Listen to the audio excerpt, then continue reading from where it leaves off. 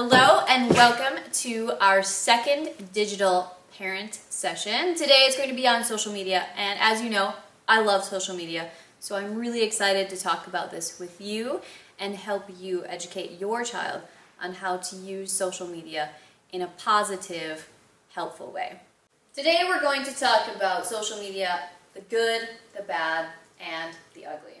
I'm Mrs. Kelly, and as I said, I love social media, but I'm by no means an expert in it. So today I also share the stage with two of my phenomenal colleagues, Mr. Ljung and Mr. Flessert, so we can talk about social media in a big picture way, because it is such a huge and prevalent thing in all of our lives. So if we think about how big social media is anyway, from my perspective, it seems like almost everyone has a social media account. But that couldn't be true. So I did some research and I found that there are almost 4 billion social media users in the world.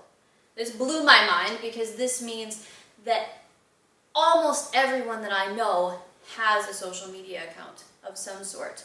And this also means that for you, either you, your child, or all of you have social media in some way. And this is why it's so important for us to be able to focus on what it is, how it can be used properly, and also what are the dangers and the restrictions that we should use when we're thinking about social media. Social media can be an immensely positive platform for us to use, to be able to connect with others, to be able to learn new things, to share in a way that doesn't necessarily work face-to-face. However, there are some huge emotional effects of social media that are not positive. And I'll attach the sources that I used at the end of this presentation, but in all the research that I've done, I've seen that the emotional effects of social media that have been found thus far have been a decrease in self-esteem in social media users, and an increase in things like depression, anxiety, and loneliness, which is the exact opposite of what we anticipate and we utilize social media for.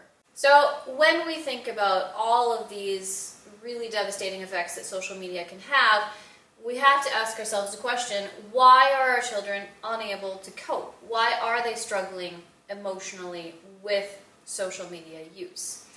And first and foremost is a lack of education. Our children are not taught how to use social media properly. They're not taught about the limitations that it has. They're not taught about the ramifications that it has if they make the wrong post or if they go into the wrong platform. They don't have this education, but we're giving them this tool that has so many options and so many possibilities, but yet not equipping them with the skills in order to be able to use it. So that is one of the biggest factors in the negative effects of social media, is that our children just simply are not equipped mentally in order to be able to use this in a proper way that is helpful instead of harmful. And the other reason why it's such an impactful thing and our kids can't cope with it is because it's social overload. There is so much that is happening, so much social input for our children that we did not grow up with. And we cannot understand how this is affecting our children negatively. So I'll tell you a story to help you understand this. A few years ago when I worked at a different IES school, I had the chance to, as part of the leadership team, spend a day as a student. It was super fun. I wore jeans, I wore sneakers, I handed in my phone at the beginning of the day, and I spent the day being a year 6 student.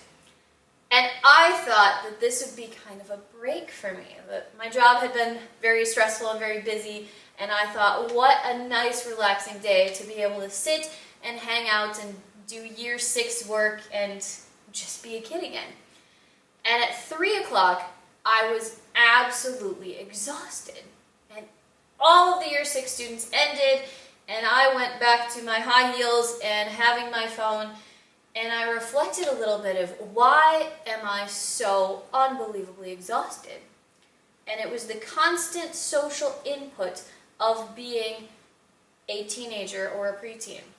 All day long, from the time that I got into school until the time that we were dismissed at the end of the day, there was social input.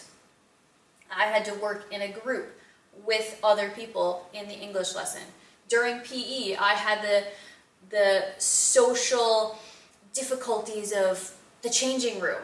How do I change with all of these other girls around? And that social pressure of bodies and physical differences in that setting. There was always the social pressure of walking from one place to another. As an adult, when I want to walk somewhere, I walk somewhere. As a kid, it becomes a group thing. We all went together as our little friend group. They came with me to my locker. They stood by me at my locker. We walked from my locker to the next lesson. We went to eat lunch together. There was never a moment that I was alone, except when I was in the bathroom and my friends were waiting outside for me. It was constant social input and output for the entire day. And at 3 o'clock, when that finally ended, I was exhausted. But I was done with the social input and output. My classmates for the day were not, because the second that they left the school building, they picked up their phones.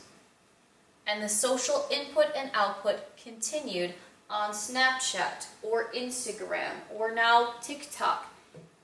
They do not get to shut off socially. When we were growing up, those of us who are now adults, we did not have this constant access to people all the time. When you went home, you went home. You did not have to worry about what everyone else was doing, seeing what everyone else was doing, talking about what everyone else is doing. Your social bubble ended when you went home. And our kids never have that anymore. And I think that because we did not grow up in that way, and because as adults we can filter ourselves a little bit better, we don't understand the social pressures that are put on our children every day and how much it's actually draining them. And this is why I think that our children really struggle to cope, because they haven't been equipped with the tools to be able to use social media properly. And they also don't know how to not be connected. They don't know how to disconnect themselves from the rest of the world, whether it's their friends or other people online. They never get to shut off. And I think that these two things lead to what I discussed earlier with the loneliness, the anxiety, the depression, and the lack of self-esteem. We need to be able to support our children in their social media use and promote healthy social media use, since this is not going anywhere. It's not going away anytime soon. And it can be such a positive tool to help us stay connected, to help us follow our passions, and to really express ourselves in a way that didn't exist back when we were teenagers. So today, my colleagues, Mr. Ljung and Mr. Flessert, are going to dig a little bit deeper into the legalities of social media, the guidelines given by GDPR that will help you be able to help your child use social media in a better way. And Mr. Flessert helping you understand a little bit the science behind it, because there is so much that has been put into social media. If you've ever seen the film, the recently released film, The Social Dilemma, it goes into a lot of things that I have never considered myself. Social media is something that just kind of happened quite naturally in the world, where it just became something that was accessible and then more accessible, and all of a sudden it just exploded in a way that I don't think anyone was really prepared for, and no one has thought really hard about the science behind it and what has made it take over in this way and become such a prevalent part of our society. So I hope that you enjoy your time today getting some of those tips and being able to support your child in the best way using social media as a helpful tool. Hey everyone, today we're going to talk about social media, and I'm going to start to actually go through the positive things of social media. I have a slideshow, we're going to have them in the background, and you can probably read what I'm going to say, but we're going to also have some deeper thoughts about it. But the benefits of social media is it's a very easy way for us to keep in touch with family. Especially if your family is spread out through the world. A lot of our teachers use social media because they are across the ocean from their loved ones, and then it's a really good tool. It also gives us the opportunity to actually search for information about different cultures, different parts of the world. It also explores other worlds, maybe something that we are not aware of, but I mean, we have things in the world that we don't know about, but it's posted on social media, and we can, I want to see more of that. That's somewhere I want to go. That's something that I want to see. So in that extent, social media is also a very good tool. It also gives us the opportunity to broaden our view on the world and of people and cultures. It allows us to get intrigued about other parts of the world and other parts of cultures that we maybe don't have that much of information of. It's also a great place for share, if you want to share about you and your world and your thoughts. It's also a really good thing for advocate things. You can advocate for charity. GoFundMe is a big thing on social media, where you can actually ask people to invest in you and your project. Lost dogs is something that we keep posting in Sweden now. I know that Missing People is using social media a lot, saying that have you seen this person? This person has been missing since 4 weeks. And that's also a really good thing, because it also keeps us alert to our environment. But also, for most part and for most of our kids, they think it's fun with social media. So that's the positive thing about it. If we go to the disadvantages of the social media, cyberbullying has become one of the biggest issues in schools, and it's also the main thing that actually makes our kids feel bad, to have anxieties. The biggest problem around cyberbullying is it's quiet. No one knows, no one can see, unless you as a parent actually say, hey, I want to look at your social media account. You don't know what's happening on cyberbullying, on the social media again with cyberbullying, unless they tell you. Sorry to say, but the fact says that the kids don't tell us about social media because it's secrets. It's something it's a world that they don't want to share with us, the parents. So it's very important for us grown-ups to actually take charge of the social media with our kids and make sure that they are safe on social media. There is a big problem with trolls that actually just sending out opinions and trying to make us and our kids have a saying in things that we really don't know anything about. They try to convince you that you want to vote in a special way. It was a very big thing with social media around the last election in the States. We also have trolls in some elections in the UK, like the Brexit vote was really hard affected by trolls. It also sends out a lot of harmful pictures and words just in the air, so everyone can just feel bad about it. It also spread computer viruses, which is becoming a great problem as well. But also, it's a place for criminals to share information. And criminals also using your settings and your pictures to see, okay, this person is not home. Perfect. Their home is empty. Let's go and have a visit. And then you come home to a home which is wrecked and they have stolen everything that you put in value, your jewelry, money, computers, phones, tablets, things that you store the personal information that you want to have for you and just you. And it's very easy for criminals to actually keep track on us if we don't know how to stop them, because there are settings within the social media that we can use to make sure that they don't have access to your account, and then you are at least a little bit better. But then we have also the problem about the criminals also have hackers today, and they can hack the accounts and get the information anyway, but we can at least try to make it harder for them. So, settings and privacy setting, why are they so important? Well, that's the first guard for keeping your information safe, and that's really important. When it comes to social media, we also need to ask us a couple of questions, like why is it a free service? Why don't they charge us for it? And where are they storing the information that I post? And one that I actually haven't put on this slide is who owns the information?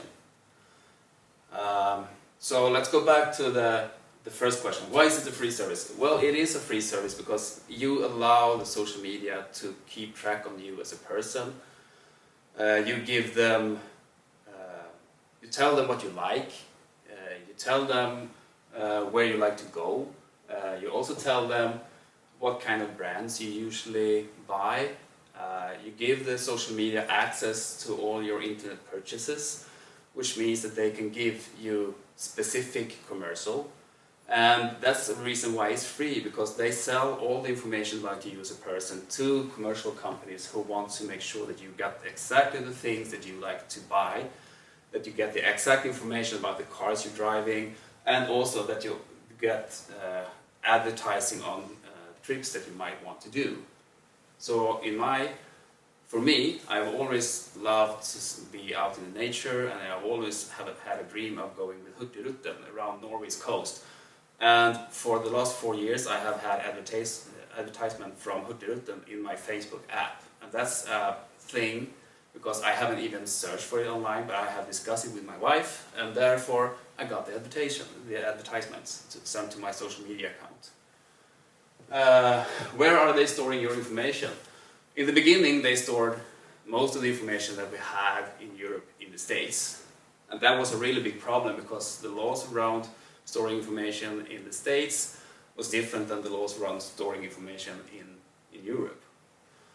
That has changed, and now we have big server halls in all of Europe, and we have a couple of really big ones in Sweden from Facebook.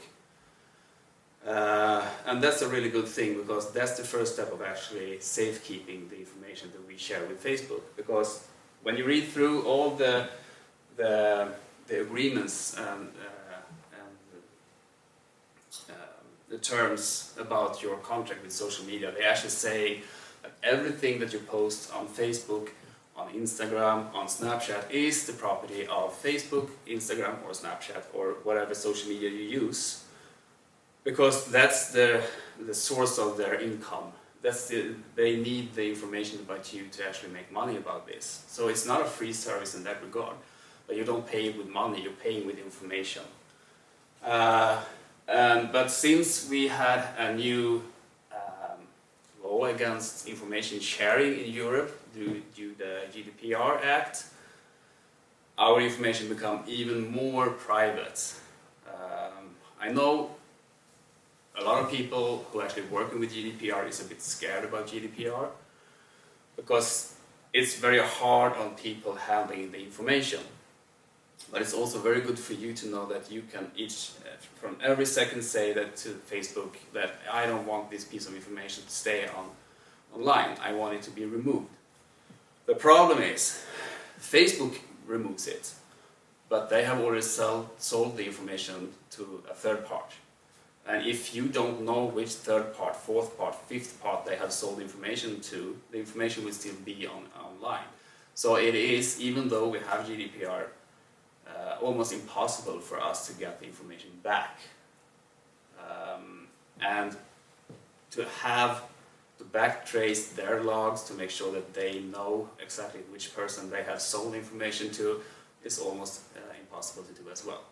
I think we covered all three of the questions right in this answer when we started to discuss the ways of free service, but it's good to know that we have privacy settings both on your phones and on your online accounts. And it's very important that we actually make sure to share as little as possible.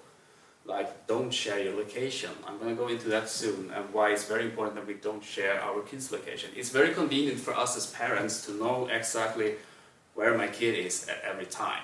But there are better apps than the social media to do that. I would not recommend to use social media and when they tag a place as the way of keeping track of your kid. There are better ways to do that.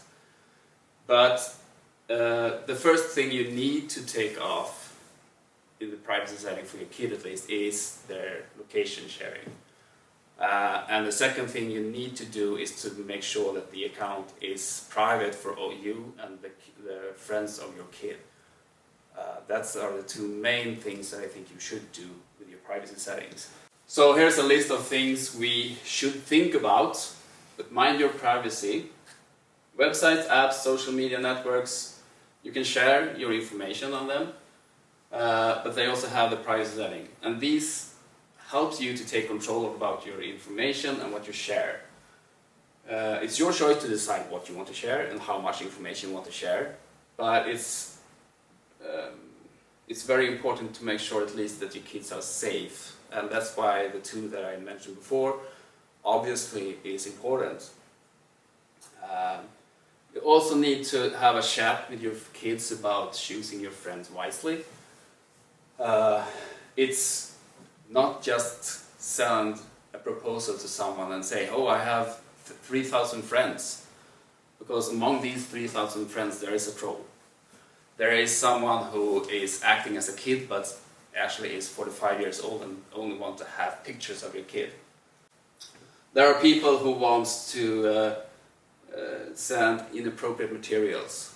So it's very good if you have a chat with your kid about which friends do I have and why do I have these friends. You need to find the purpose. I mean, well, it's my best friend who moved to another town. Perfect, that's a friend you should have on social media. This is someone I met when I bought my new shoes. That's not a person you should have in your social media because actually you don't know anything about them. It's very important for us as parents and grown-ups to actually check the accounts and remove and report when we see something that is inappropriate. Both Facebook, Instagram, Snapchat have made an increasingly work to get rid of people who can't behave. But they can't do anything unless we tell them.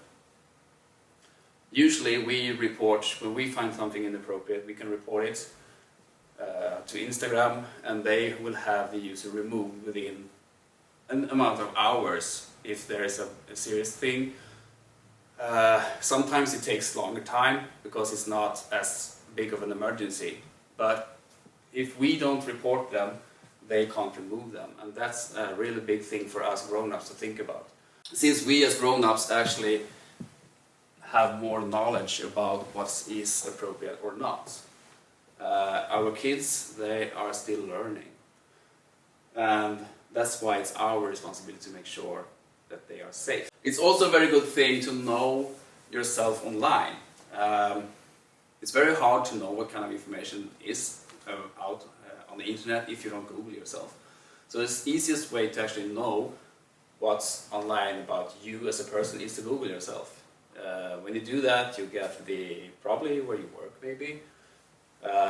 Your phone number will probably appear unless you have it secure. But also, most of the posts that you have done on Facebook or Instagram is actually gonna pop up as well.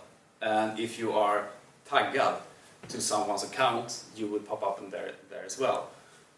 So, to make sure that you are actually at least know what kind of information there is about you online, you should Google yourself. And the last part, and that's something that I think that every one of us needs to be better at, that it's actually to log out from the site that you actually are.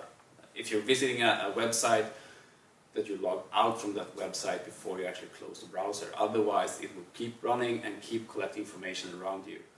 And today, with the devices that we have, they will use the camera, they can use the microphone on your cell phone and record a lot of information. just because you didn't log out. When we're gonna post something online, I think there is some questions that we need to have in mind before we actually put it online. So the first one, what do I look like?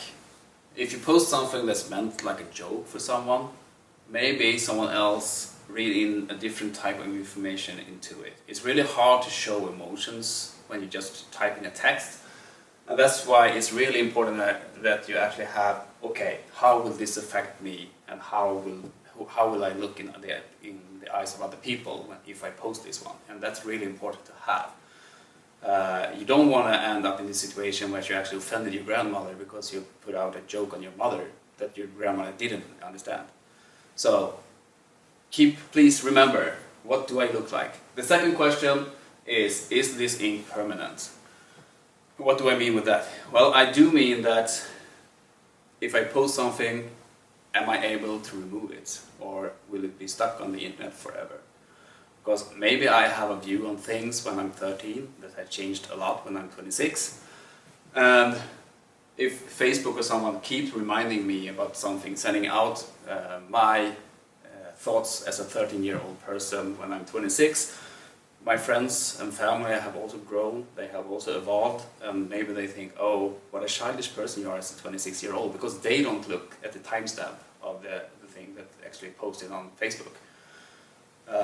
Most of the social media have a nasty way of reminding you about things that you have actually put online, but it also reminds every one of your friends about what you actually posted online. Am I giving away too much? This has been a thing, especially when Snapchat arrived, because Snapchat has the habit of delete everything, and it's also giving cyberbullies a tool to actually bully someone without a trace. So, but it also has been on Snapchat recently that kids are asked to actually take nude pictures and post them on Snapchat, because it's okay, it will just disappear. The problem is the picture will stay on Snapchat server forever. And also there is a feature within Snapchat that actually allows the person receiving it to save it as well, which means that that picture of a nude child can be out forever. As a 14-year-old girl, that could be devastating. And also you need to ask, would I want this shared about me? Before you post something, ask yourself, how would I react if someone else posting this about me? It's important to have, it's not important to actually collect likes on Facebook. That's nothing that is important in life at all. But for our kids, that's a very fast way of getting people to like you. And that sends out a good feeling in your brain. And even though it might cost you later in life, it feels good right now. But we also need to ask us, do I want this to be out there forever? That's why it's very important that we ask ourselves, would I want this to be shared if someone else shared it about me? And lastly, we have the billboard test. And it's also going back to how am I being presented online? How do I want people to look at me if they Google my name? Do I want them to see a picture of me half naked, having a party, acting out in a weird way? Or do I want to send out the message that I am actually a person that you can trust, I am a person who takes responsibility, and I really want to do my best in every situation that I'm in.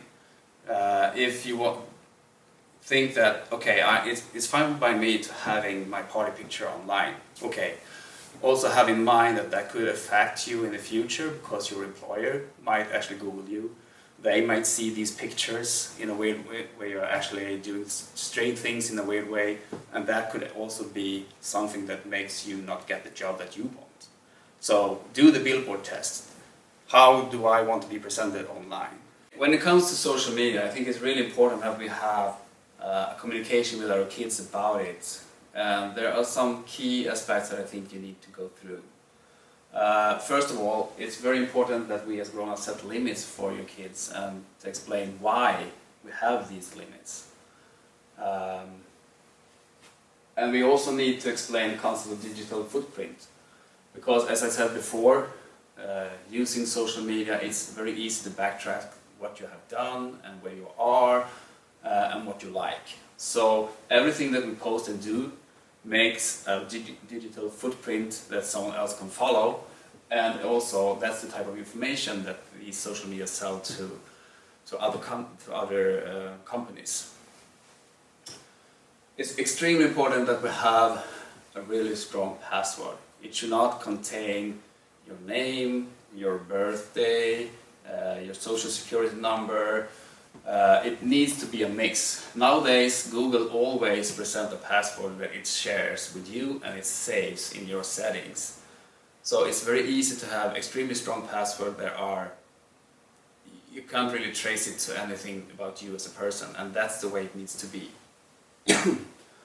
We need also to explain to our kids that downloads are fun, but sometimes they are also dangerous. That's why it's extremely important to go through sites and places that is valid, that you can use, that we know have been controlled, and not sharing digital viruses, because a digital virus can honestly create so much problem for you as a person that you really don't want to know how deep they can go.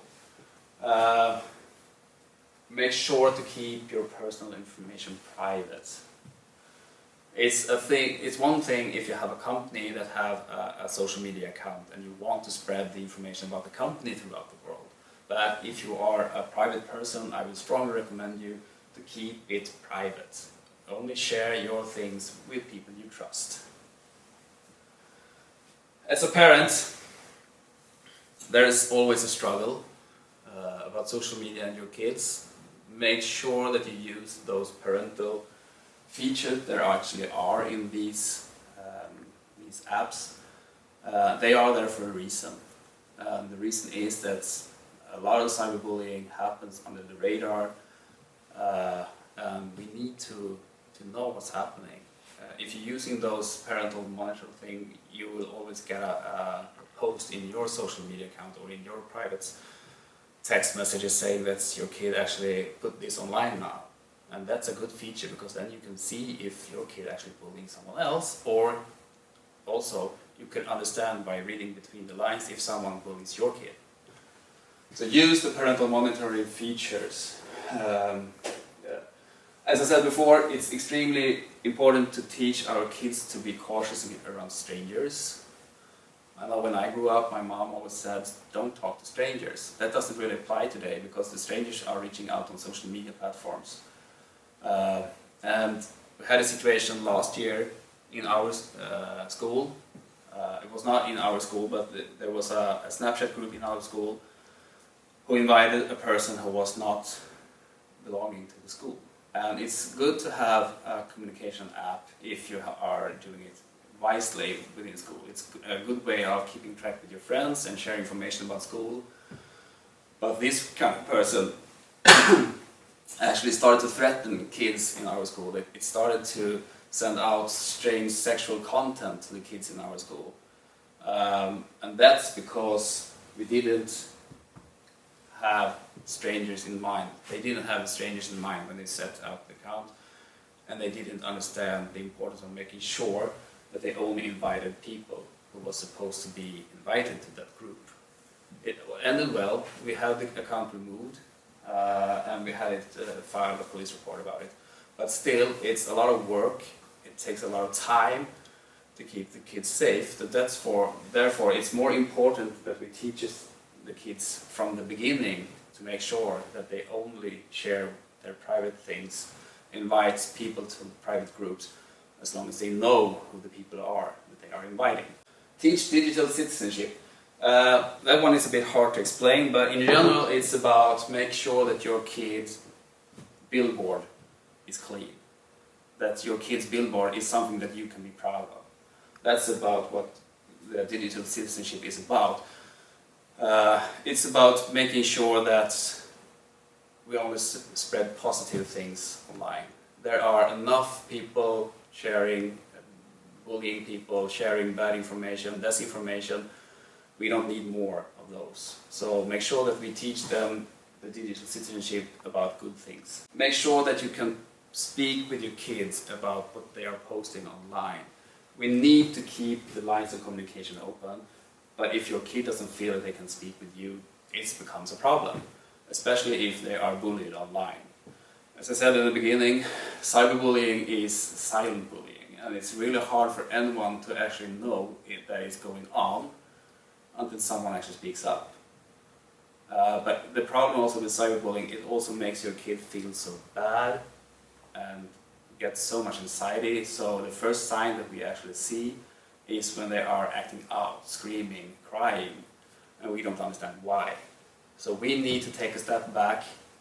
We need to make sure that we can speak with our kids, and that's keeping the lines of communication open. I would say, as a parent, if that doesn't happen, remove your kids' accounts. Then they can't have the account open. And then we also got the question about them saying, but it's my phone. You can't do anything on my phone. Well, who's paying the phone? I can't imagine that a 9-year-old can pay for a phone that costs 8, 9, 10,000 crowns. So apparently you are paying for the phone, and by the fact that you are paying for the phone, you own the phone, and then therefore you can also look into the phone.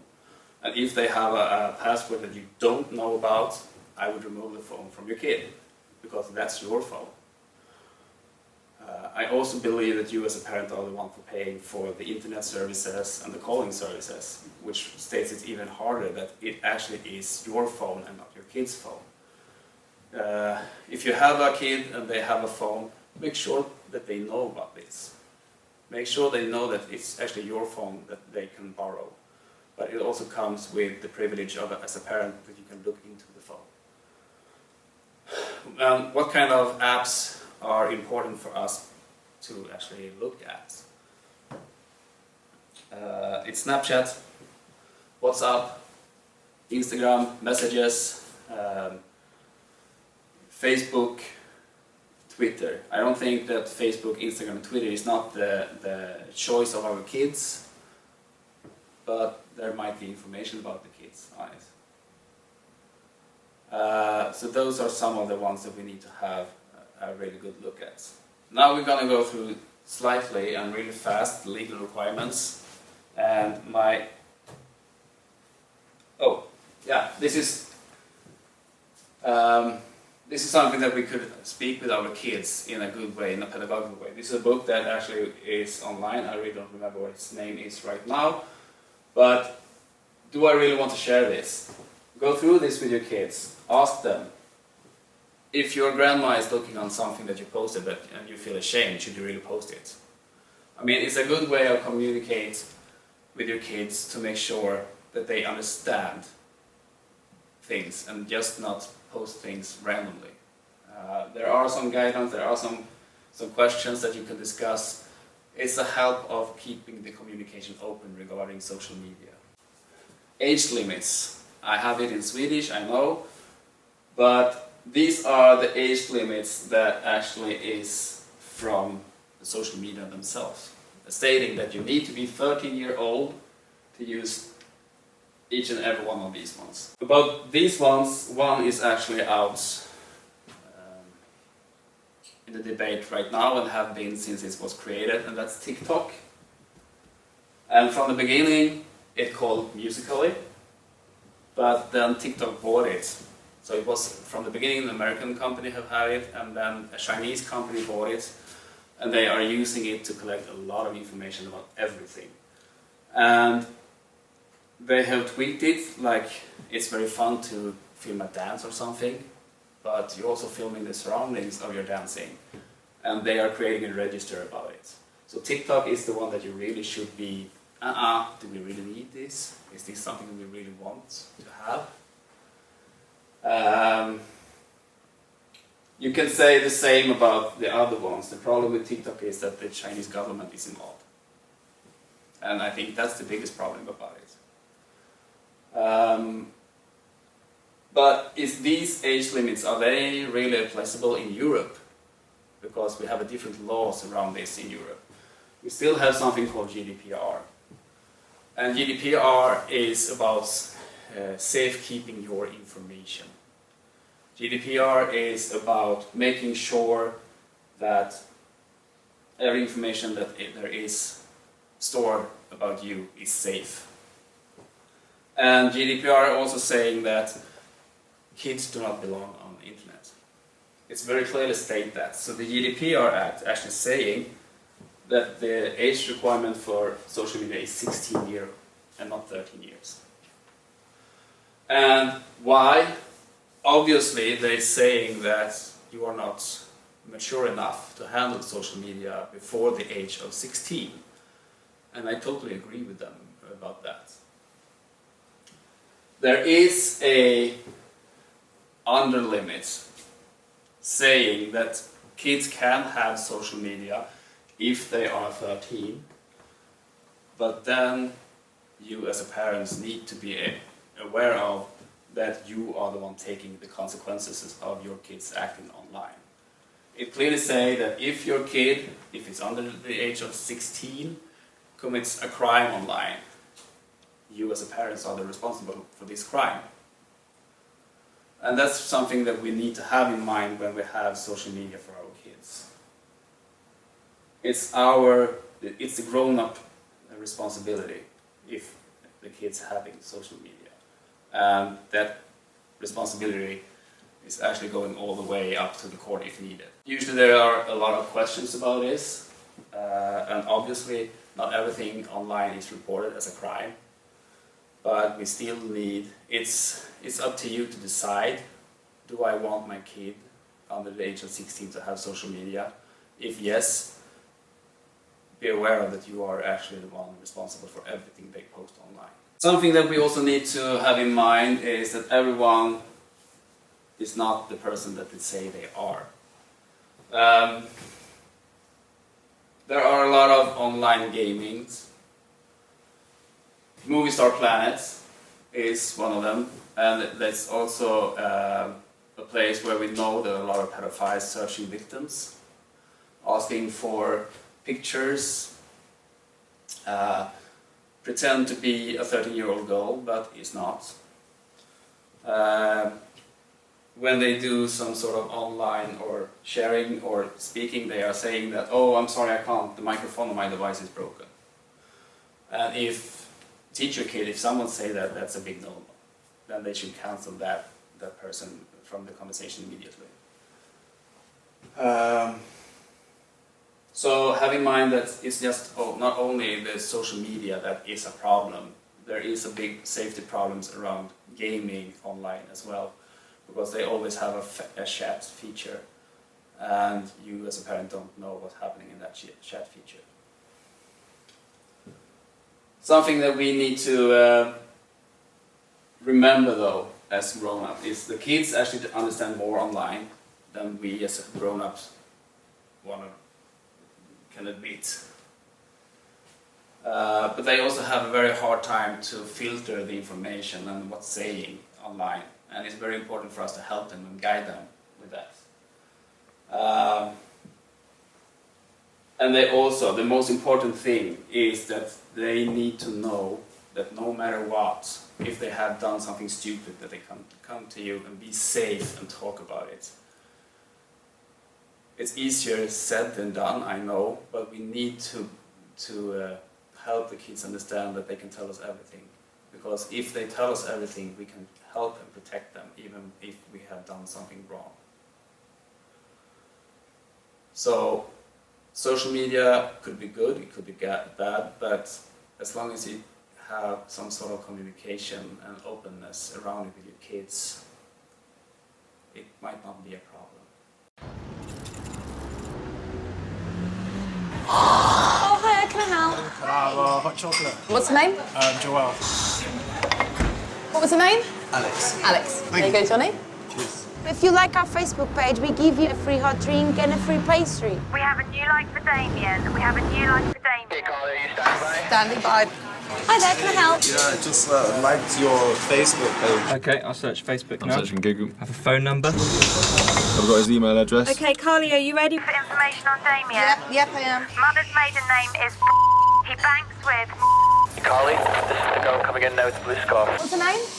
Nicholas. Nicholas. His date of birth, 7th of May. She lives at 38A. Just be a couple of seconds. 2 children, age 4 and 6. Previous address. She's got the postcode. Yep, got it. Damien, age 26 and a fitness instructor. How do you know that? Brody, who goes to UCL. Martin, who went to South Thames College. Assistant psychologist at Great Ormond Street. How did you know? I don't understand. Oh, pardon?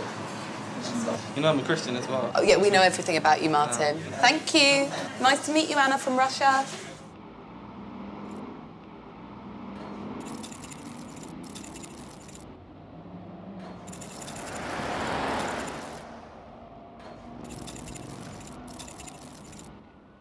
Hello. Thanks for listening to my talk. My name is Mr. Flessert, and I am a science teacher for Year 7 and Year 9. I'm also the head of Year 9. Today, I'm going to be talking about social media and some of the science behind social media and why it works the way it does. 2 resources that I use to help develop this talk, which I also think are very good for all people to either read or watch. One is a book called 10 Arguments for Deleting Your Social Media Accounts Right Now. It's a short book written by Ljung, who is an American computer scientist. The other source that I use is a documentary called The Social Dilemma. While I think both are really good, they're both very biased sources. Both sources want you to give up your social media. And while trying to convince you to do that, they use a lot of techniques to try to do so. I think it's too bad that both of these sources are very biased. However, the information within these sources is sensational enough, and they're good enough sources to get that information anyways. Social media is a tool that plays on the fact that humans are social animals. Humans evolved in an environment that we currently do not live in today. Humans evolved in Africa many hundreds of thousands of years ago, and our brains and our bodies are adapted to not only that physical environment, but also that social environment. Since that time, our environment has changed quite a lot, and mostly because of what we do. We have changed to being a hunter-gatherer society, to being a society where people live very, very close to each other, or working 9-to-5 jobs. And in this modern world, where our environment has changed, psychologists are just now starting to understand the effects on human behavior and human psychology and our overall well-being living in this new environment. Social media has changed our environment even more, mostly by changing the nature of our social networks and our social environment. Most research suggests that the social network size for most humans is a limited number. Although on social media we are able to connect to hundreds, if not thousands, of different people, the actual social network that our brains can handle is likely around 150 people. This is based off research that looks at, for example, how many Christmas letters people send to each other. It's based on research on how many different people someone might interact with throughout a year. There's also some research that looks at the social network size of not only humans, but also other great apes who we're very closely related to. And there's some research suggesting that there is a relationship between your brain size and the size of the social network you can have. So when you look at the brain size of different great apes, the change in brain size matches the change in social networks that those apes have. However, social media is creating this new social environment where we're able to have this artificial social environment that's much larger than we're used to. When social media first started, the companies weren't quite sure how they were going to make a lot of money off of it. There were 2 things that the social media platform needed to have in order to make it valuable. One of those things is the number of users, and the other thing is how much that those users are able to engage with the app and how much they actually do engage with the app. The more user engagement you have, the more likely it is that users on that app are going to be looking at advertisements and clicking on those advertisements. Because of this, the main incentive for a social media company that's looking to make a lot of money is to become as addictive and habit-forming as possible. Social media platforms use a reward circuit in our brains based off the molecule dopamine. Dopamine is a molecule that, when it's released in your brain, creates a lot of good feelings. It is a reward system for our brain. Now, this reward system made sense in the first environment that we evolved in. Evolution needed to find some way to reinforce positive habits to make sure that individuals were engaging in behaviors that were helpful, behaviors that helped them find food and reproduce and stay safe. However, the problem is that that reward system isn't very specific. There's many different things that can make that reward system get activated. So for example, video games, gambling, and drugs are all new things in our current environment that are able to trigger this reward system that weren't really available in that first environment in Africa. So let's take a look at how social media is able to use the dopamine reward system. Say you're out and about and you take a picture of something funny. You want to share it to your friends, so you post it to social media. Research shows that using social media activates the parts of the brain that are related to this dopamine reward system. So sharing personal information will give you a dopamine hit. Getting likes, sharing things from news sources to your friends, commenting on posts as well as having others comment on your posts. Almost every little interaction that you have with social media gives you a little bit of a dopamine hit. However, dopamine doesn't last. After you get that rush of dopamine, very quickly it's going to go away. And it creates this state in your brain where it wants more of that dopamine. Luckily, using social media is really, really easy. It's really easy to go back into social media and share more stuff, like more stuff, comment on more stuff. It's very easy to keep engaging and keep getting those dopamine hits.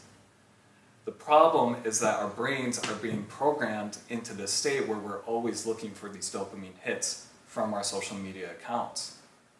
In fact, this loop system is so strong that research suggests that social media is as addictive as other things, such as drugs, video games, and gambling.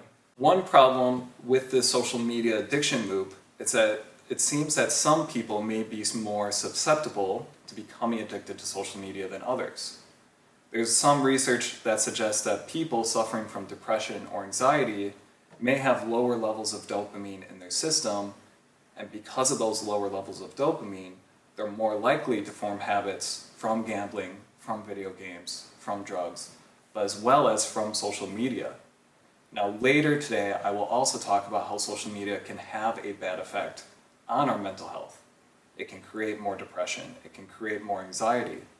In this way, it can develop sort of a negative feedback loop, where a lack of dopamine leads you to turn to social media to get more dopamine, but that constant use of social media is putting your mental health into such a bad place that the dopamine levels it has are even lower and lower and lower. Now, it's not just enough that something triggers dopamine in your brain to form this habit of using social media, but social media companies have looked into the research of how to shape and form human behavior to make it even more likely that you will engage and use their apps. The way that they affect this is by changing the schedule or the timing in which you receive a reward based on how you are using the app. When psychologists have looked at how we train people to develop a new behavior or what we need to do to make a new behavior stick, one of the most important things is when and how often rewards are given. When you are teaching someone to have a new behavior, or when you're trying to basically teach a dog a new trick, a consistent schedule is the best thing for helping establish that new behavior.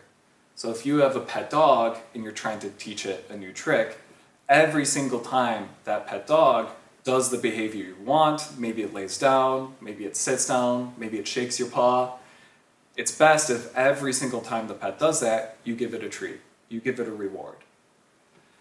This is good for teaching new behaviors, but it's not very good for having behaviors stick for a very, very long time. Instead, when you start to change the amount of work or the amount of times someone has to do a certain behavior in order to get a reward, this sort of reward schedule makes it more likely that the behavior sticks, and it sticks for a long time. This type of schedule is called a variable ratio schedule, and it has the most success in making behavior stick. It's exactly the same type of reward schedule that casinos use to get people to be addicted to the games that they have in their business. Another tool that social media companies use to be able to understand your habits and your behaviors and make it more likely that you keep using the app is artificial intelligence. Social media companies use artificial intelligence to build a sort of behavior profile of who you are and how you use their apps. The artificial intelligence programs keep track of who you follow, what you like, and they may even be keeping track of things like facial gestures, where your eyes look at when they look at a photo, as well as how long you are looking at posts to really understand who you are when you use these apps. So one example of how AI might develop sort of a profile about who you are is by looking at how certain posts change your engagement within the app. So for example, we have this post here from National Geographic, and the AI system wants to know what's the most likely thing to get this user to engage with this photo, to like it, to comment on it. And what it might do is look at the history that they have about your previous interactions with the app. So perhaps sometime in your past you looked at a similar post, but before it they were pictures of your sister's children. And maybe another time before you looked at a post like this, you looked at a political post beforehand.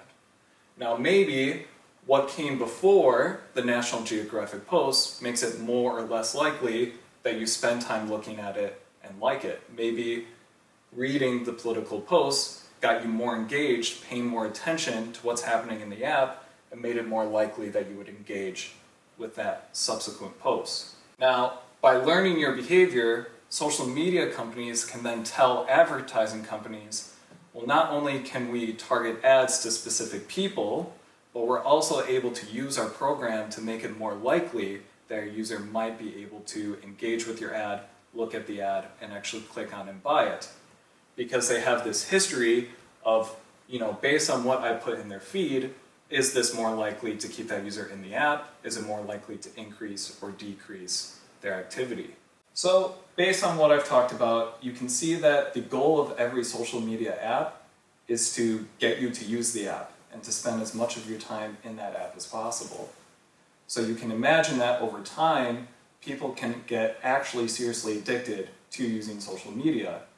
And we are currently looking at the growth of this phenomenon called social media addiction, where people are so addicted to using social media that it is affecting their day-to-day life. It's affecting their relationships with their friends and family, and it's affecting their ability to do work or to do well in school. In fact, one of the most concerning ways that we see social media having an effect is on our children. Now, there's been some new research into how social media is affecting Generation Z. Generation Z is anyone born in the year 1997 or later. And one of the reasons they picked this year is because if you were born in 1997 or later, when you enter middle school, you now have access to social media. And this is because in 2009, apps like Facebook, Instagram, and Snapchat started to become widely available through smartphones and for use by children in middle school. Now, 2009 is an important year because when we look at certain factors like how kids are doing, how depressed they are, how healthy they are, we start to see all these important changes in 2009. In 2009, we start to see that Children in Generation Z have more mental health issues like depression, anxiety, and self-harm, and these issues start to increase in the year 2009. Furthermore, it seems that these kids born in 97 or later have worse social skills than those who came before them. They are less creative and a lot less likely to take risks when problem solving. And because social media is affecting their focus, it's making it a lot harder for people in this generation to be able to stick with a problem that is particularly tough. They're a lot more likely to give up on tough problems and go back to something like social media. Social media develops a negative body image for people in this generation, and it seems that people in this generation are going out on fewer dates and having fewer romantic interactions. All of these trends that we see may or may not be caused by social media. However, the fact that we see trends changing starting at 2009, when we start to see social media being available in middle school, gives us some reason to be concerned that social media could be having an effect on our kids' brains. So, what can you do? The first thing that you should do before you talk to your children or you make certain rules with your children about social media is to investigate your own social media usage. There are ways with your phone to look at how often you spend time on apps every single day as well as within a week.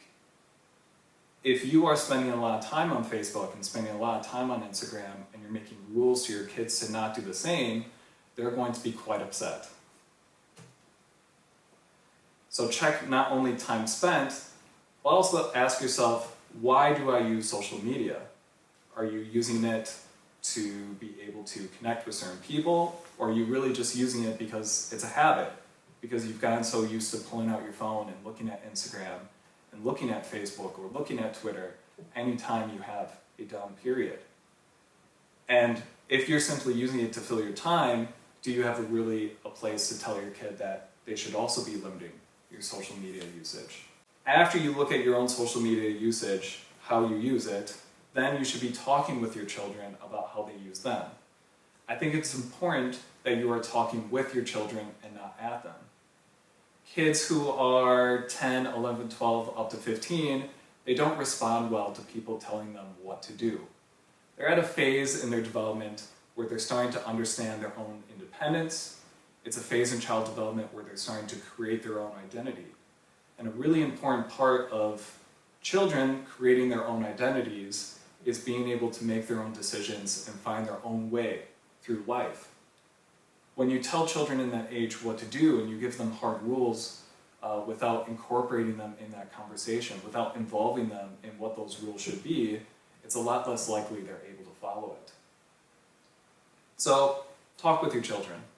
Talk about what social media is and what it isn't. Make a distinction between their perception of social media, how they've grown up understanding what it is, and compare it to what social media actually is, which is a bunch of companies that are finding ways to engage users to be able to make money off clever advertising. Talk with your children about the possible effects. There aren't too many positive effects of social media, and if anything, there's many, many possible negative effects that using Facebook, using Instagram, using Snapchat could be having on your child. Do they really understand the effects that this could be having on their mental health down the road? And most importantly, talk with your children about their needs. If they're using social media, it's likely that that social media is meeting a need for them. It could be helping them establish their identity, understand who they are. It could also be helping facilitate connections to their friends. So they want to be able to build up a sense of who they are. They want to connect with their friends, and they're using social media to do that. If there's another way that you can meet those needs, their desire to use social media may be a lot less. In the end, I think it's really difficult to understand how we should use social media because I'm sure, like you, I have found a lot of positive uses and I continue using social media even though I know all this stuff about it. And I think the most common defense that people make for social media is that social media is a tool. It matters how you use it, not the fact that it might be evil in itself. But when I think about tools, I think about something like a hammer. A hammer, when I need it, I go to my closet, I take it out, it does its job, and then I put it back. Later, in the evening, when I'm sitting on my couch watching TV or reading a book, I don't get notifications from the hammer to bring it back out and keep using it. I don't get all these other things on my phone that loop me into using the hammer every single day as much as possible. And this is the difference between social media and a tool. A tool you use when you decide you need to go out and take it. Social media is actively trying to get you to use it all the time, even when you don't need to be using it. Now, social media has been really helpful for me. When I was in university, I had moved into a big city. I was very, very shy. I had grown up in a very, very small town. And social media, I think, made it a lot easier for me to connect with my classmates, to find more social events to go to, and importantly, it helped me form study groups with my peers in my classes. And even more importantly, as a gay kid in the closet in the rural states, I didn't have anyone in my life that I was able to talk to or to be able to find resources with.